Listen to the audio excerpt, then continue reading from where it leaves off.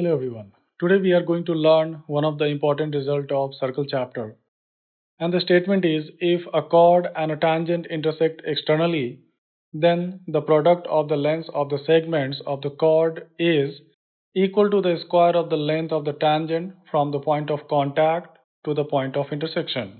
Now here the given statement is that there is a chord AB and tangent PT which intersect externally at point P, and we have to prove that PA into PB equals to PT square.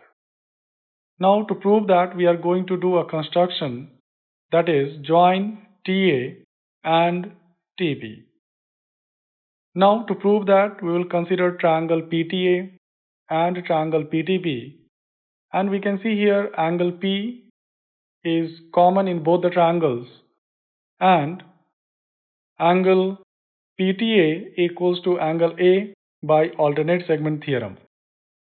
So we can say that triangle PAT is similar to triangle PTB by A criteria, and as we know that if the two triangles are similar, their corresponding sides will be proportional.